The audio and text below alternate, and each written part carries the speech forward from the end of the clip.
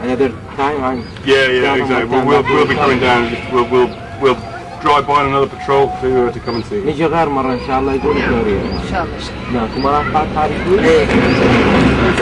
The Sheikh isn't here at the moment, so obviously I've just left a message with his son, so to let him know that we've been here to obviously check on the progress of the project, and we'll be back another time. This is quite common, sort of the frustrations of trying to get things done when people aren't here, but I need to deal with the head man and the head man only in this project. Stupid question, you can't call him? I can, however for other reasons I don't like to sort of signal the patrol's presence coming out here.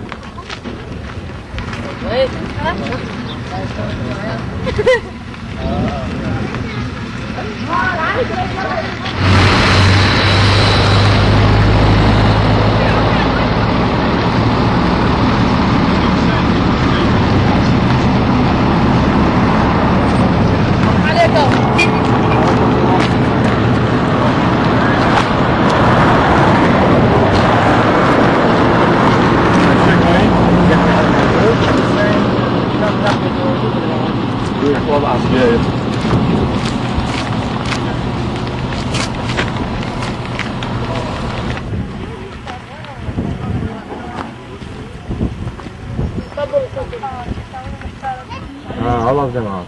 They're all out? Yeah. Okay. Send mine, and there is another one, his name is Dawood. Yeah, Dawood as well, yeah. Flies is the boss here. We've drawn a blank on this one as well. The Sheikh's not here, so we'll RT you to the wagons. I'll be with you there.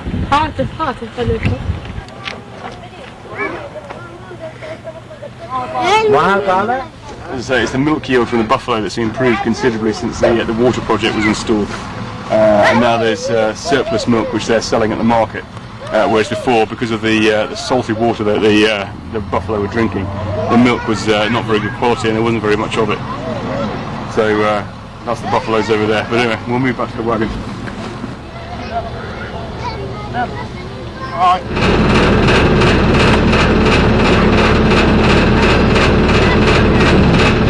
So that's actually the water treatment plant. Most of the people here have lived in the shadow of that and have never had any running water, so there's pipes being installed all the way down the side of the road and then into this area, this part of the village, and then all the way around the corner to Side Adnan's as well. And indeed there's another house, another village sort of with about 500 houses further up near the water treatment plant, and they've received water as well. Do they plan any more projects here? Yeah, if you look over there at the school, we're planning to refurbish that school.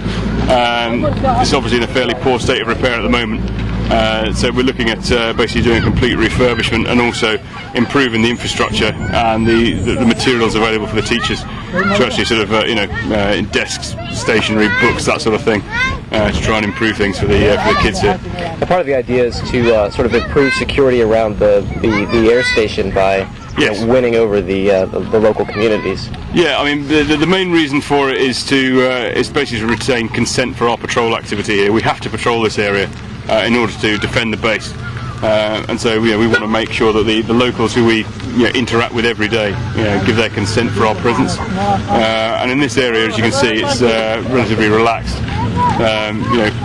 Our presence here is fairly normal and routine, and they're quite used to us. Basra Air Station has gotten more and more armored over the past 4 years of British presence there.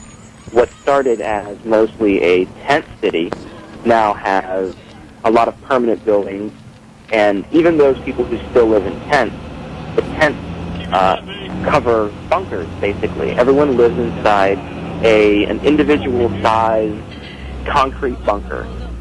You sleep in a bunker, you eat in little bunkers that surround your dinner table, and every few nights the siren goes off and everyone dives into whatever bunker they're nearest to while mortar rounds explode all around.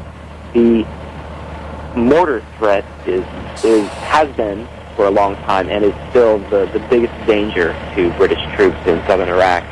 It used to be that Basra Air Station didn't catch a lot of mortars because British forces were spread out in other bases some in downtown Basra, and those were the major targets for militia and insurgents.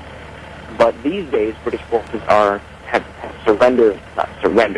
given up those downtown bases to the Iraqi army and have consolidated at the air station. So the air station is now the only major target for the quote-unquote bad guys in southern Iraq.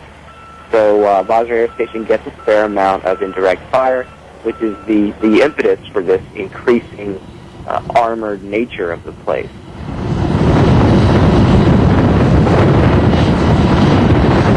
So this is your living environment. Yep, this is my home for the evenings.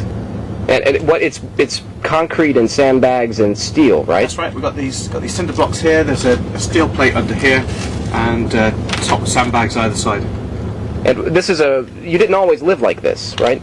No, that's right. Before we just had tents and camp beds, and it was a little bit less restrictive. So why the change? Well, with the threat from the incoming artillery fire has forced us to actually implement these protective measures, and as the threat has developed, so has the protection.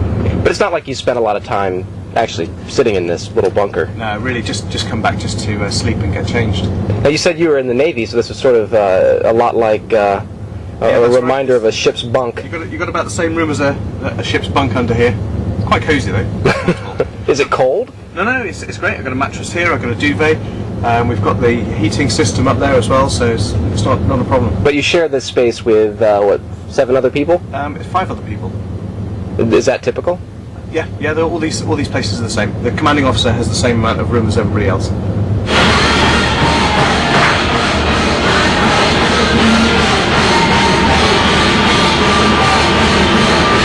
Because it's a place you can go to and just run away until some of your stress subsides.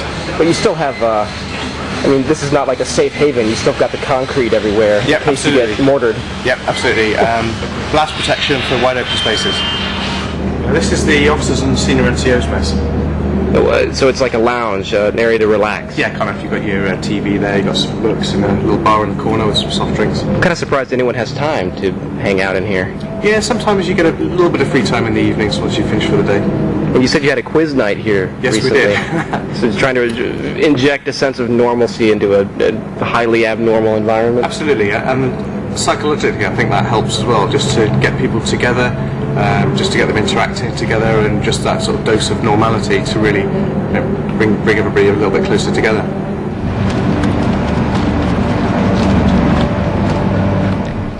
This was David Axe's 8th trip to Iraq.